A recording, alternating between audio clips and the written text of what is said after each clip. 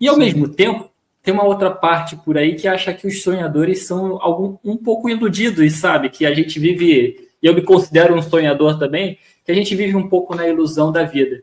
Aí eu me pergunto, como pensava o pequeno Geraildo, no sertão paraibano, lá na sua infância, como é que era esse pensamento em relação a sonhos na sua vida? Renato, primeiro, eu sempre sonhava, né? Eu sonhava mais acordado do que dormindo, porque dormindo talvez fosse pesadelo, em sonho não, eu estava visualizando, eu estava mentalizando, eu estava idealizando, né? A minha vida melhor, a minha vida prosperando, eu conseguindo realizar os meus sonhos. E interessante, né, Renato, essa coisa do sonho, é que eu devia ter uns 8 anos de idade, quando eu entrei pela primeira vez em um ambiente com um ar-condicionado, que foi uma agência do Banco do Brasil, e ali nasceu o meu desejo de trabalhar no banco. E esse sonho eu nunca abri mão dele, e eu sonhei por 18 anos. Então eu demorei 18 anos para realizar esse sonho. Quando eu entrei naquele ambiente lá com ar-condicionado com a minha mãe, quando eu olhei para um lado e para o outro, eu falei assim, eu vou trabalhar aqui. Naquela época não tinha o UAU, esse UAU é bem mais novo, né, Renato? Não, mas eu olhei e eu mentalizei, eu falei, eu vou trabalhar aqui. E eu guardei isso comigo, eu preservei esse sonho no meu coração. Eu não falei com a minha mãe, não falei com ninguém, mas eu nutri esse sonho por 18 anos.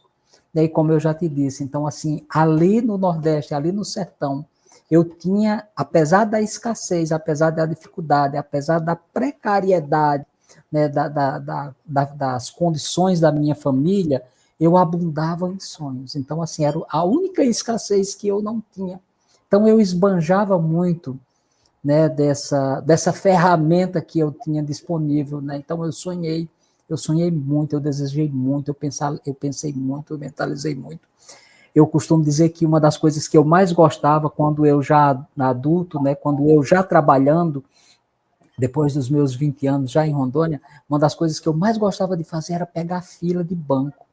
E quanto mais aquela fila demorava, mais eu me energizava, mais eu alimentava. Então, a fila de banco era um alimento para o meu sonho. Eu até, né, costumo brincar que o pessoal reclama de fila de banco. Eu falava, vixe, o que seria de mim se não fosse as filas de banco? E quando era uma vez por mês que a gente ia, né, ao banco, que era quando saía o pagamento, ia receber o salário e tal. E aquilo para mim era um dia mágico, era um momento mágico ali, né? O mundo off, tudo muito na fila, e demorava-se, né? Demorava-se bastante, né? E ali era a minha praia, era ali onde eu saía energizado, sabe? E só esperando o momento de estar ali dentro, né? Então, assim, mas eu nunca desisti desse sonho, sabe? Eu lutei com muito afinco para que isso acontecesse, né? Sabe uma curiosidade, Geraldo? É assim, eu como sonhador também, tem algumas expressões, né? Se você pode sonhar, pode realizar. E eu fico pensando assim, muita gente diz que conversa fiada, se você para de sonhar com isso. Eu não sei se isso acontecia com você. Eu sou dos sonhadores acordados também. Até hoje, tá? Eu faço isso. Mas quando criança, eu sempre vi alguém com um tapa assim na cabeça. Para de sonhar, garoto. Acorda pra vida. Sim. Sabe? E você, digamos assim, é um sonhador que realizou, sabe? Apesar de todos os desafios, todas as dificuldades, imagina ali desse processo, o que seria de você sem um sonho? Eu fico me perguntando.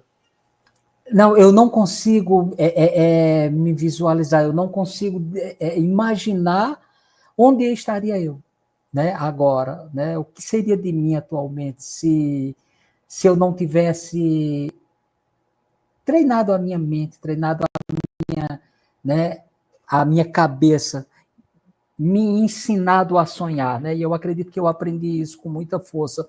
Eu costumo dizer que das coisas que eu entendo é de sonhar, né? E às vezes eu fico muito triste, Renato, quando a gente se depara com pessoas que quando você quer saber qual é o sonho, qual é o ideal, o que é que ela almeja, né? E tem tantas pessoas apagadas, infelizmente, com essa capacidade de sonhar que não desenvolvem, né, essa habilidade de sonhar. Eu fico extremamente triste, sabe? Porque eu fui movido, eu sou movido por sonhos, né? Então, eu acredito que o sonho é o primeiro passo para ter, né? Quem não sonha não consegue. Então, essa máxima para você, assim, se você pode sonhar, você pode realizar, pode de verdade, e qual é o próximo passo ali depois dos sonhos também? Renato, eu acredito que uma das coisas é você não abrir mão do teu sonho. Porque às vezes você pensa que é um sonho e é um desejo passageiro e que você abre mão dele rapidinho. Então eu posso dizer que eu entendo de sonho porque eu esperei 18 anos. Então tem o tempo da espera, né? E não é fácil esperar. A gente vive hoje um tempo de muita pressa, um tempo de muita correria, um tempo que as pessoas querem que as coisas aconteçam num piscar de olho, num passe de mágica. E nem sempre é assim. E como eu te disse, algumas coisas você vai ter que entender que nem sempre vem, nem todos os sonhos é possível realizar. Mas eu acredito na capacidade, sabe, de você continuar insistindo, de você continuar sonhando. Se você não tem sonhos, se você não tem esses desejos, você pode perder o entusiasmo pela vida, né? E a minha vida tem sempre, sabe, uma pitada de entusiasmo, uma pitada de garra, uma pitada de desejo muito forte e alimentado, consequentemente, pelos sonhos, né?